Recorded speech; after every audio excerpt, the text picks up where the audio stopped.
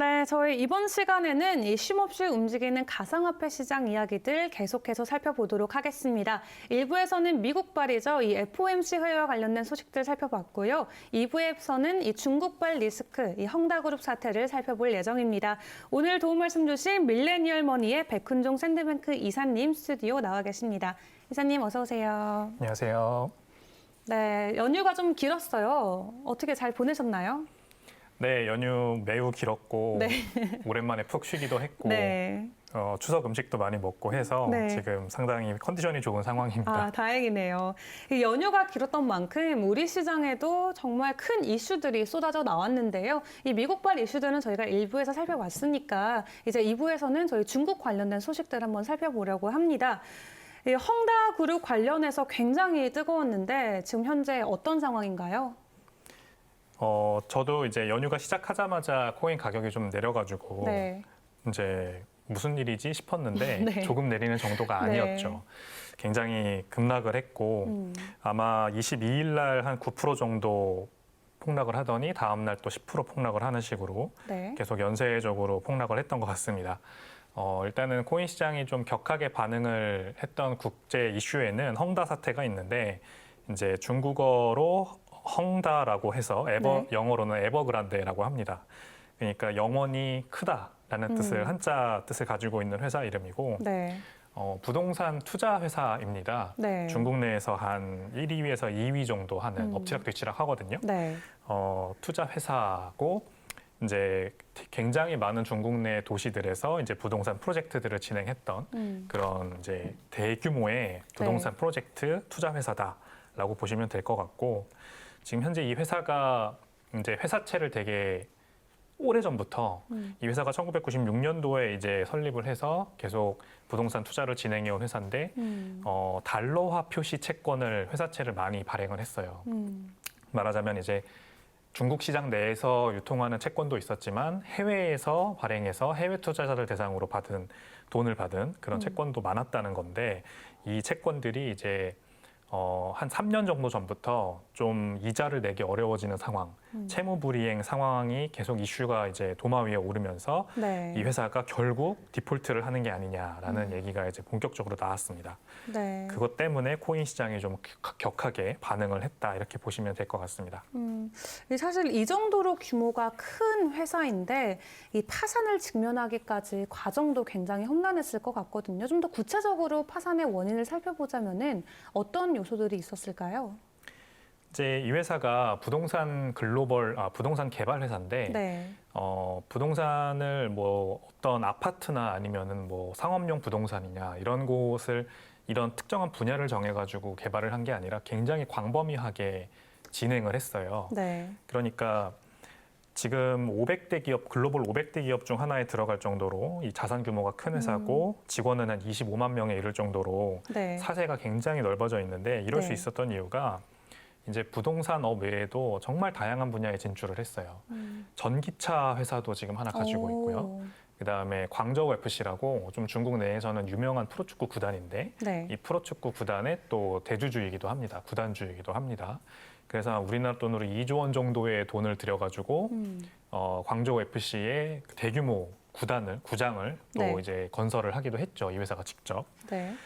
그러다 보니까 이렇게 많은 돈을 융통하기 위해서 대규모 채권을 회사채를 항상 발행을 해서 자금을 조달을 했고 네. 그 자금을 조달한 이후에 이자 상환 계획 같은 것들이 이제 이들이 원하는 대로 제대로 맞아떨어지지 않았던 것이 1차적인 원인인데 더 큰 원인은 이 3년 정도 전부터 중국 정부가 중국 은행들의 대출 규제를 강화를 하기 시작했어요. 네. 이 회사채, 중국은 이제 대표적으로 회사채 규모가 많기로 유명한 나라입니다. 우리나라는 개인 부채, 이 가계 부채가 많기로 유명한 나라죠. 이제 미국은 비교를 해보자면은 정부 부채가 많기로 유명한 나라입니다. 그 중국은 이제 회사채가 항상 그래서 문제인데 이 회사채 규모를 좀 줄이자. 특히 부동산의 문어발식 확장, 부동산 그 경기가 버블이 너무 심하다라는 인식이 이제 중국 정부에 있었어요. 네. 그래서 3년 전부터 은행권의 어떤 대출 규제를 강화를 했고 그 대출 규제가 스트레이트하게 칼날이 향한 곳이 부동산 시장입니다. 그래서 이거에 어떤 직격탄을 맞은 게 헝다그룹의 이자 상환이 좀 이제 어려워진 그런 직접적인 이유가 아닌가 이렇게 보시면 될 것 같습니다. 사실 이번 파산과 관련해서 그렇다면 회사는 어떤 입장을 보이고 있는지도 궁금하거든요. 현재 헝다그룹 어떤 입장을 표명하고 있나요? 헝다그룹은 지금 디폴트는 없을 것이다라는 의견을 이제 회사 측 입장을 계속 내놓고 있고, 네.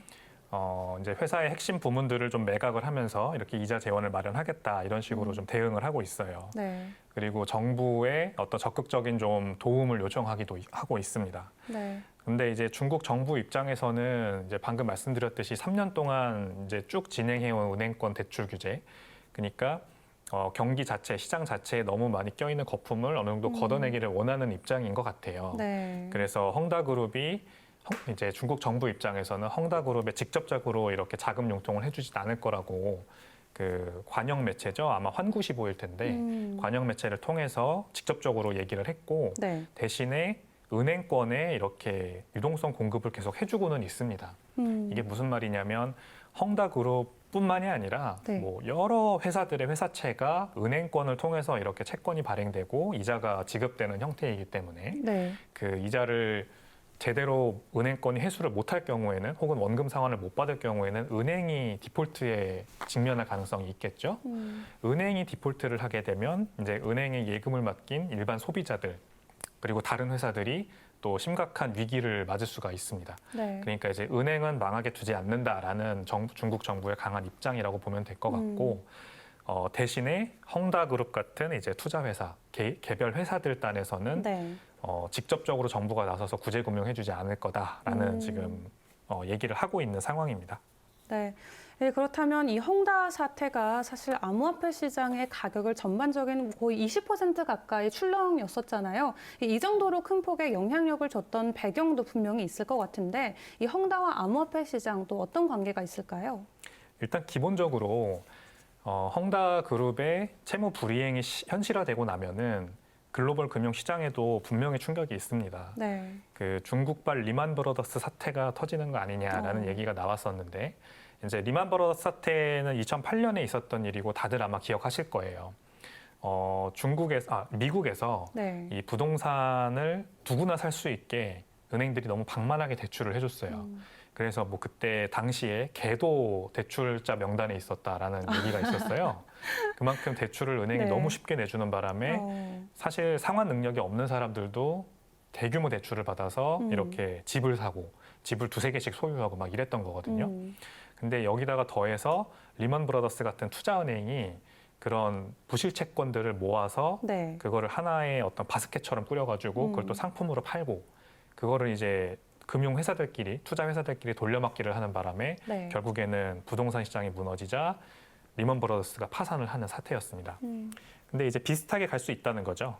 이제 헝다그룹도 물론 리먼 브러더스는 투자은행이고 네. 이 헝다그룹은 투자 개발사, 부동산 개발사이기 때문에 네. 근본적으로는 다릅니다만 헝다그룹이 빚을 지고 있는 많은 은행들 만약에 헝다그룹이 한 355조 원 정도의 지금 빚을 가지고 있다고 하는데 355조 원 정도의 빚을 못 갚으면은 그 빚을 빌려줬던 은행들이 당장 이제 자금 경색에 빠질 우려가 있을 것이고 그렇게 되면은 이제 그 은행에 예금을 해놨던 사람들 혹은 네. 이제 회사들이 다 이제 어떤 디폴트에 빠질 우려가 있기 때문에 연쇄 부도로 빠지는 거 아니냐 네. 그러면은 금융 위기로 빠질 수 있다라는 거예요.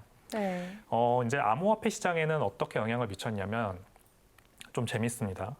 그 글로벌 금융 시장은 특히 이제 미국의 다우존스나 아니면 나스닥 시장은 그래도 이틀 만에 반등을 했어요. 네. 근데 암호화폐 시장은 좀 계속 하락을 면치 못하다가 오늘에서야 반등을 하고 있는데 암호화폐 시장에서 이제 가장 많이 쓰이는 스테이블 코인인 US 달러 테더가 있죠. 네. USD 테더, USDT.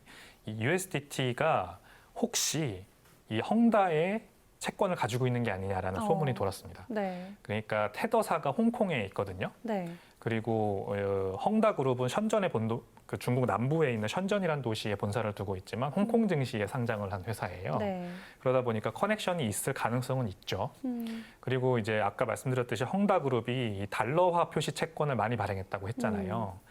근데 이제 자금 경색에 빠지다 보니까 2020년 초부터 전혀 달러화 표시 채권을 발행하고 있지 못한데 테더는 이제 그보다 훨씬 전부터 계속 이제 운영을 해온 스테이블 코인이니까 네. 만약에 헝다가 한창 달러 화폐 채권을 발행할 때 이 테더가 그 채권을 샀다면, 그렇죠. 그러니까 헝다그룹에 자금을 지원하고 채권을 지금 가지고 있다면 만약에 헝다그룹이 파산하면 테더도 파산한다라는 얘기가 될 수 있어요. 네. 그리고 테더가 여기에 힘을 실는 주장 중에 하나가 뭐냐면 올해죠. 올해 3월 달에 이제 테더그룹이 테더 회사가 자기들이 가지고 있는 이 리저브, 네. 그 말하자면 지급 준비금이죠. 지급 준비금을 어떤 것들을 가지고 있는지 보유 항목을 네. 공개를 했고 네. 올해 6월에도 또 공개를 했는데 네. 거기에 이제 CP라고 불리우는 기업 어음이 한 50% 정도가 들어 있습니다. 굉장히 많은 비율로 기업 어음이라는 걸 가지고 있고 네. 어음이라는 거 혹시 모르시는 분들을 위해 설명해드리면 네. 어떤 회사가 둘이 거래를 할 때 네. 내가 은주 앵커님한테 물건을 샀어요. 돈을 줘야 되잖아요. 근데 돈이 없어 지금 당장. 근데 한 10일 후에 들어옵니다 돈이. 그 약속을 하는 종이 증서를 전달을 하는 게 이제 어음이에요. 이걸 어음 거래라고 하는데 네. 그 어음 거래를 한 게 굉장히 많아요 헝다가. 근데 혹시 테더가 가지고 있는 50%의 어음 중에 헝다그룹의 어음이 들어있으면은 그쵸. 이거 부도나면은 테더도 부도난다. 네. 그러면 암호화폐 시장 폭락한다. 그렇죠. 이런 이제 논리로 전개가 됐던 겁니다. 그래서 암호화폐 시장에 조금 더 큰 영향이 있었던 것 같습니다. 네, 사실 헝다 사태가 터지자마자 이 테더 측이 지난주 수요일에 이미 우리는 어음을 발행하지 않았다, 갖고 있지 않다라고 얘기는 하지만 워낙 테더의 이 운영 불투명성이 우리 시장에서도 계속해서 큰 논란으로 좀 이슈화가 되었기 때문에 어디서부터 어디까지 믿어야 될지도 사실은 좀 걱정스러운 부분이 있는데 지난주 수요일에 어음을 가지고 있지 않다고 발표했음에도 불구하고 이 주말까지 계속해서 하락 장세가 이어진 원인으로는 이 테더 말고도 다른 배경이 숨어 있을까요? 네, 그렇죠. 테더가 뭐 발표는 했지만 네. 사실상 투명하게 어떤 회사채들을 가지고 있는지는 공개할 수 없다라고 했어요. 네. 그러니까 뭐 파트너들 간의 신뢰 때문이다라고 하는 말을 하는데 뭐 맞는 말이긴 합니다만 네. 뭐 어쨌든 불투명한 점은 여전히 가시지 않고 있고 그렇죠. 게다가 물론 헝다 사태도 있지만 이제 오늘 있었죠. 오늘 새벽에 있었던 그 미국에서 FOMC의 네. 그 통화 정책 발표가 또 있었거든요. 그것도 어떻게 나올지 이제 불확실성이 가중되다 보니까 네. 대표적인 사실 위험 자산 시장인 주식 시장과 코인 시장은 네. 계속 이렇게 좀 약보합이나 아니면은 계속 약세를 면치 못하는 상황이었던 것 같습니다. 네. 그래서 암호화폐 시장은 조금 더 올해 약세 기조로 가져가다가 이제 어제, 그러니까 오늘 새벽 네. 제롬 파월 의장이 나와서 지금 당장 테이퍼링 하지 않겠다 하면서 이제 완화적인 발언을 하니까 네. 다시 반등하고 있는 것 같습니다. 네. 이렇게 이번 연휴 동안의 암호화폐 하락세, 이 뒤에 배경들 FOMC와 헝다그룹 사태 지금 계속해서 살펴보고 있습니다. 사실 헝다그룹이 파산을 하게 되면은 이 밑에 있는 하청업자들까지 사실 줄파산이 이어지는 거거든요. 이 중국 정부가 개입을 할지 안 할지가 가장 큰 어떤 시장의 관심사로 보여지고 있는데 어떻게 보세요? 사실 저희가 이렇게 이 자리에서 얘기를 하고 있거나 아니면 네. 이제 국내에서도 많은 언론들이 이 뉴스를 다루고 있는 것부터가 네. 내재화된 악재다. 그러니까 이미 악재로서의 효력은 다 떨어졌다라고 보는 게 맞는 것 같아요. 그 중국에서는 이미 이 헝다그룹의 파산설이 3년 전부터 이슈가 돼서 네. 굉장히 집중되었던 이슈고 사실 단물이 어느 정도 빠진 그런 악재이긴 합니다. 네. 근데 이제 이 회사가 가지고 있는 빚이 워낙에 천정부지로 높고 355조 원이라고 하니까 네. 게다가 이거를 이제 뭐 채무 불이행을 한다, 이자를 못 낸다 이런 얘기가 나오니까 글로벌 금융시장에 좀 되게 강하게 반응을 한 거긴 합니다. 네. 제가 봤을 때는 중국 정부가 나서지 않을 수 없을 것 같아요. 그러니까 헝다그룹의 파산 자체는 네. 좀 이렇게 완만하게 이렇게 이루어질 수 있도록 중국 정부가 이렇게 나서서 네. 예를 들어서 헝다그룹으로부터 돈을 받아야 하는 채권단이 있을 거 아니에요. 네. 이 채권단이 헝다그룹이 자산을 매각해서 돈을 받을 수 있게끔 시간은 벌어줄 수 있어요. 혹은 이제 은행권에서 이자를 못 받거나 원금 상환을 못 받게 되면 채무 불이행을 때문에 디폴트를 당하게 되는데 그 시간을 벌어줄 수 있기 위해서 은행권에 직접 유동성을 투입할 수도 있습니다. 지금도 그러고 있고요. 네. 지금도 뭐 엊그저께 14억 불, 그다음에 어저께 다시 19억 불 이런 식으로 몇 조 원씩 은행에 투입을 하고 있거든요. 네. 그러니까 헝다그룹은 본보기 삼아서 파산시킬 수 있으나 이것이 연쇄 부도로 이어져서 금융 네. 경색이나 금융 위기까지 가는 거는 막을 거라고 보는데 중국 정부가 개입을 하더라도 이제 이거는 펀더멘탈한 얘기인데요. 결국에는 헝다그룹 같은 회사들이 은행한테 대규모 대출을 받을 수 있었던 이유, 그리고 해외 시장에서 채권을 팔아서 대규모 자금을 융통할 수 있었던 이유는 이 중앙은행이 인위적으로 금리를 낮춰놓고 있기 때문이에요. 그러니까 기준금리를 강하게 낮춰놓기 때문에 채권 금리나 어떤 회사채 금리가 이제 정크본드라고 하죠.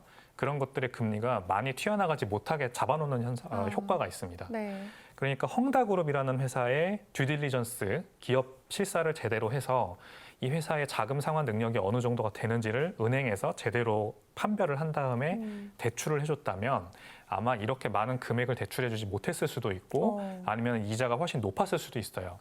근데 헝다가 지금 지고 있는 빚이 아까 보니까 355조 원이라고 했는데 네. 실상 이 회사가 내야 하는 이자 금액 자체는 그렇게 높지가 않아요. 지금 23일 날 425억 원을 갚아야 한다고 했는데 뭐 425억 원도 억소리 나는 금액이긴 합니다만 네. 이 회사가 지니고 있는 총 부채에 비하면은 이제 만기가 돌아오는 채권에 내야 하는 이자 비율은 굉장히 낮거든요. 네. 그러니까 이게 이자율이 낮게 책정된 이유는 은행권에서 무분별하게 대출을 해줬기 때문이죠. 그러니까 은행권이 거의 제로 금리의 중앙은행으로부터 돈을 가져오고 제로 금리니까 돈을 무위험으로 빌려왔잖아요. 은행의 입장에서는. 네. 그러니까 이 돈을 최대한 많이 대출해주면 이들은 이득인 겁니다. 은행 입장에서는. 그러니까 어떤 회사가 혹은 어떤 개인이 와서 돈을 빌려달라고 해도 은행 입장에서는 안 빌려줄 이유가 없는 거예요. 그러네요. 어차피 공짜로 받은 돈 주는 네. 거니까. 그러니까 0. 몇 % 이렇게 이자로 주면은 이 회사들은 좋다 하고 돈을 막 싸게 빌려와서 그거 가지고 부동산 개발을 하고 전기차 회사를 사고 뭐 축구 구단을 인수하고 이랬던 네. 겁니다. 네. 근데 이런 사태가 정부가 계속 돈을 준다고 이렇게 빨리 끝날 거냐, 다 이제 마무리될 거냐, 절대 그렇지 않고요. 네. 어디선가는 또 다시 그 미국에서 리먼 브라더스 사태가 있었던 것처럼 네. 터져 나올 것이고 이게 이제 앞으로 있을 일에 어떻게 보면은 전초전 시작이라고 보는 게 맞을 수도 있겠죠. 네. 이 헝다그룹발 위기로 인한 어떤 영향은 이미 우리 시장에 선 반영이 됐다고도 말씀을 해주셨는데 그렇다면 우리 시장에 투자하고 계신 투자자분들이 이 헝다그룹과 관련해서는 좀 앞으로 더 주의할 점은 따로 없을까요? 이제 제가 예전에 이 시간에서 또 말씀드렸던 적이 있는데 네. 미국에서 테이퍼링 얘기를 계속 하게 되고 금리 인상을 언제 할 거다라는 얘기를 계속 하게 될수록 이제 위험자산 시장에서는 돈이 빠져나갈 가능성이 있다라고 말씀을 드렸거든요. 위험자산 암호화폐 시장 전체를 보면은 위험자산군에 속하는 게 맞아요. 네. 제가 뭐 가끔 이제 말씀드립니다만 비트코인은 안전자산일 수 있다라고 말씀을 드립니다만 그 얘기는 약간 이제 논외로 하고 그냥 암호화폐 시장 전체적으로 봤을 때는 주식 시장보다 훨씬 더 위험한 위험자산 시장일 가능성이 큽니다. 그러면은 미국이 먼저 이렇게 긴축 기조로 들어가는 상황, 그리고 중국은 지금 부동산 시장을 거품을 빼기 위해서 긴축으로 가고 있는 상황. 네. 이렇게 된다면 위험자산 시장은 앞으로 계속 조금 위험한 그런 변동성이 지속될 수 있고요. 네. 중국 정부가 이제 만약에 이 헝다 사태가 일파만파 퍼져서 네. 중국 금융시장 자체의 위험으로 번지게 되면은 아마 양적 완화를 다시 시작을 할 거예요. 유동성 공급을 다시 시작을 할 건데 이것 때문에 또 위험자산 시장이 오르면 네. 그러니까 암호화폐 시장이랑 주식 시장이 다시 이제 부상을 해버리면은 여기에서 또 거품이 낄 수 있어요. 그러니까 우리가 코로나 팬데믹 때문에 폭락했을 때 그때 이제 사가지고 좀 큰 수익을 보고 계신 분들은 다행인데 올해 1월 달 코스피 3,000 넘었을 때 그때 주식시장에 들어오신 분들 특히 삼성전자를 그렇게 많이 샀다잖아요. 네. 개미들이. 그분들 지금 약간 비명을 지르시고 있잖아요. 지금 몇 개월째 그렇죠. 10만 네. 전자 간다더니 8만 전자 진 7만 전자 이러고 있으니까 네. 그런 상황에 또 놓이실 수 있다는 거죠. 그러니까 그렇게 중국이나 미국에서 비두기적인 발언을 해가지고 네. 이런 양적 완화 기조가 더 유지되겠구나라는 기대감을 심어줘서 네. 자산 시장이 확 폭등을 하는데 그래 그러면 나도 이때 타자 해가지고 타셨다가 어디에선가 또 금융 위기가 터져 네. 나와가지고 그런 안 좋은 그런 하락장을 또 맞이하게 되실 수 있으니까 네. 그런 거는 좀 조심하셨으면 좋겠습니다. 네.